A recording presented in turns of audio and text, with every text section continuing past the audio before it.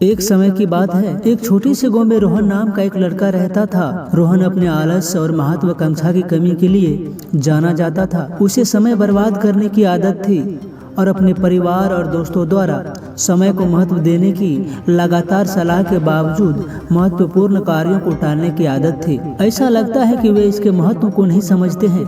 एक धूप वाले दिन मिस्टर गुप्ता नाम का एक बुद्धिमान बूढ़ा व्यक्ति गांव में आया। वह अपनी बुद्धिमत्ता और लोगों की समस्याओं को हल करने की क्षमता के लिए जाना जाता था। यह बात तेजी से फैल गई और जल्द ही रोहन को मिस्टर गुप्ता के आगमन के बारे में पता चल गया।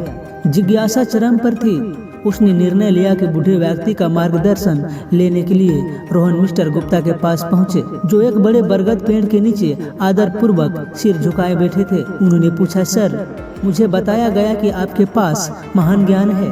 क्या आप कृपया मुझे मार्गदर्शन दे सकते हैं कि मैं अपने जीवन का अधिकतम लाभ कैसे उठाऊं?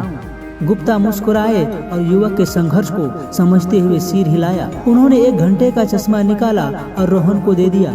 यह घंटे का चश्मा समय का प्रतीक है। उन्होंने कहा कि रेत का प्रत्येक कण आपके जीवन के एक अनमोल क्षण का प्रतिनिधित्व करता है। रोहन ने अपने हाथों में घंटे का चश्मा पकड़ लिया, इसके महत्व का वजन महसूस किया। अब मिस्टर गुप्ता ने आगे कहा, मैं चाहता हूं कि आप कल्पना करें कि इस घंटे के चश्मे से गिरने वाले रेत का प्रत्येक कण एक बर्बाद अवसर है। हर बार जब आप विलंब करते हैं या समय बर्बाद करते हैं तो एक कण हमेशा के लिए फिसल जाता है।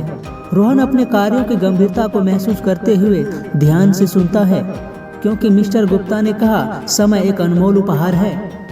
यह किसी का इंतजार नहीं करता है। जो भी क्षण बीतता है वह एक ऐसा क्षण है जिसे आप पुनः प्राप्त नहीं कर सकते हैं। यदि आप इसे बर्बाद करते रहते हैं तो आप एक दिन अफसोस से भर उठेंगे, तत्कालिकता के भावना महसूस करेंगे। रोहन ने पूछा, लेकिन मैं कैसे बदल सकता हूँ? मैं समय को कैसे महत्व दे सकता हूँ और इसका अधिकतम लाभ कैसे उठा सकता हूँ? श्री गुप्ता गर्मजोशी मुस्कुराए। इसकी शुरुआत छोटे कदमों से होती है।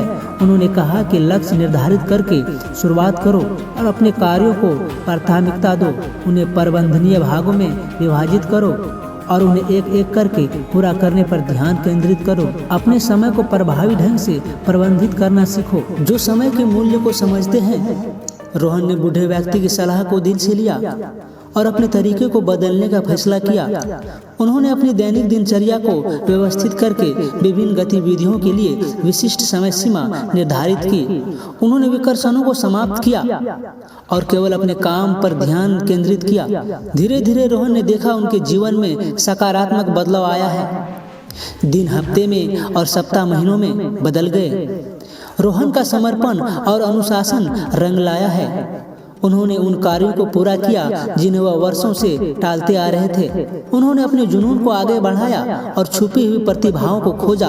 गांव वाले रोहन में उल्लेखनीय परिवर्तन देखकर आश्चर्यचकित रह गए। समय के साथ रोहन को एहसास हुआ कि यह सच है। समय की शक्ति न केवल कार्यों को पूरा करने में निहित है, बल्कि रिश्तों को पोषित करने में भी है। उन्होंने अपने परिवार और दोस्तों के साथ गुणवत्तापूर्ण समय बिताया।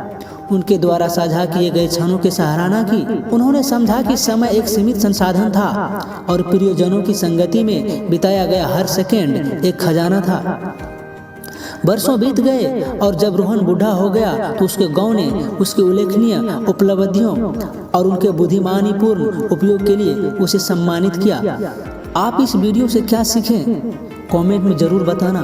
आपसे एक विनती है कि मेरे वीडियो को लाइक करके चैनल को सब्सक्राइब करके बेल आइकन ऑन कर ले, ताकि ऐसी ऐसी कहानी आपको मिलती रहे हमारे चैनल पर।